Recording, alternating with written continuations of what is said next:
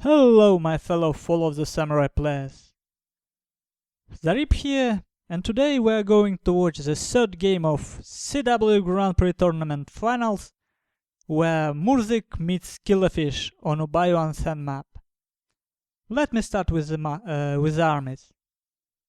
MypZuK brought his United States Marines and two 150 range Blackbears. His cavalry contingent consists of 3 Shogun Guard cavalry, 2 of them are vanilla and one has 1 chevron.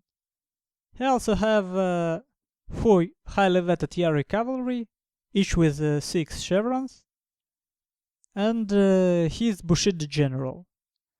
This is essentially the composition I was discussing in my playbook video, and MypZuK likes it a lot.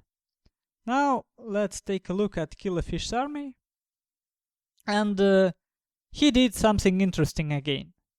He only has 2 units of line infantry, it's his Royal Marines and Infantry de Marine.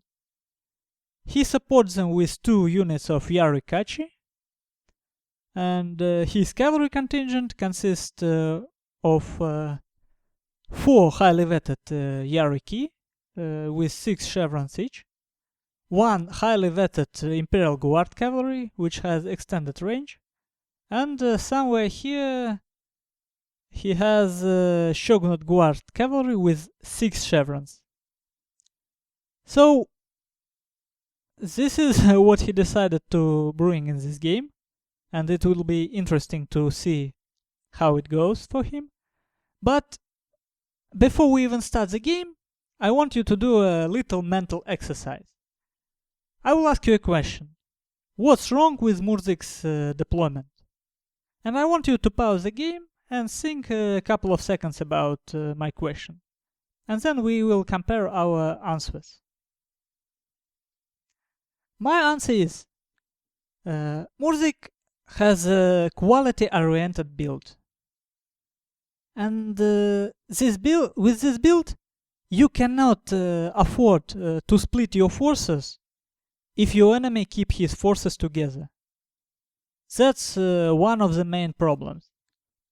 And if you take a look at the minimap, there is only one key building both players want. It's a shrine. And for some reason, MypZuK deployed his line infantry, his most immobile one part of his army, on the farmhouse side of the map. I don't know why he did that. Maybe pressure from 2 losses in previous games have gotten to him. Maybe he had some sort of the plan, but he deployed the way he deployed. And let me start the game, and we will see how this deployment will work for him. From the very beginning, both players rush the shrine.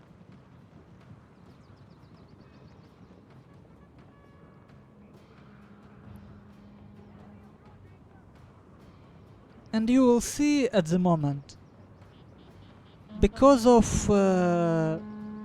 Killerfisch getting to the shrine first, and starting, he got here first and he started to capture the shrine. And if he finishes that, MypZuK will lose the game, because army compositions are essentially the same. And any moral advantage Killerfisch get will win him the game.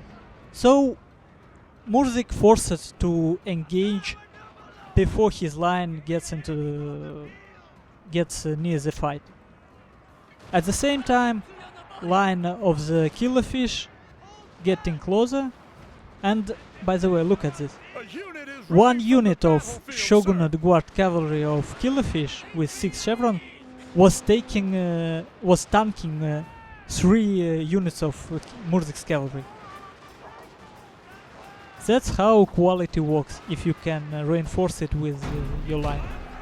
Sir, your general is under attack.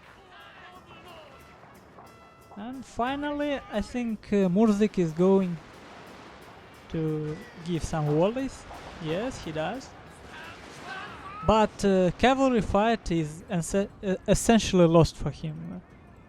He lost all his cavalry.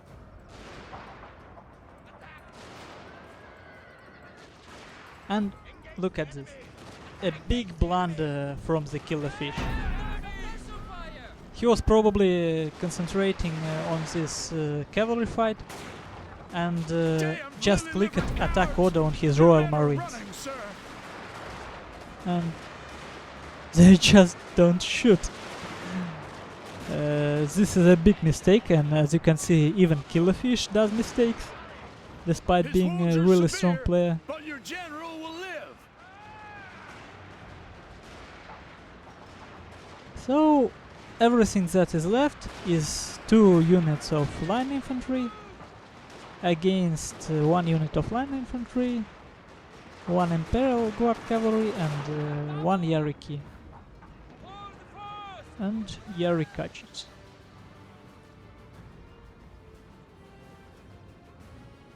Well, A unit is running from the as you can probably battlefield, guess, this game is over because Yariki will charge these United States Marines from the back and stop them from shooting. That was an intense game, really interesting one as 2 previous ones, and I want to thank both players for these finals. I really enjoyed watching and casting them, and I learned a lot in these 3 games from both players. And let's watch the final statistics. Overall, I think this game was lost by MypZuK because of this domino effect. He deployed his army a little bit... I don't know how to say it. He deployed his army wrong. Because of that, he was forced to engage prematurely at the shrine. And because of that, Killerfisch had advantage at the cavalry fight. Killerfisch's cavalry was supported by his line, and MypZuK's line was marching at that time. This time I decided to do some video editing. I hope the transition between parts will not be too raw. And this is our final statistics. As we can see, Killerfisch deployed 60 more men and lost 100 less, which is quite significant difference in this quality-oriented build. Let's watch at individual unit statistics. His line performance are 50-50. Infantry Marine did really well, and Royal Marines were just worsted. It's it's a bit funny how such a strong and experienced player like Killerfisch did this newbie mistake by clicking attack order.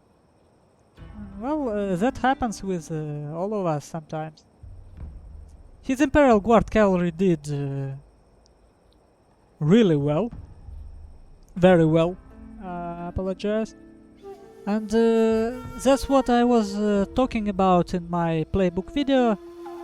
When you have such a strong cavalry contingent, having 1 unit shoot from the back of your hierarchy can be really devastating for enemy's cavalry. Yarikachis didn't play a big role in this fight, and Shogun Guard cavalry, despite having only 25 kills, did really well by tanking 3 enemy's units, cavalry units. MypZuK's army, well, his line did good, not bad at least, and his cavalry, he couldn't use his cavalry to its full potential because they were engaged in cavalry fight and were shooted by infantry de marine of Killerfisch.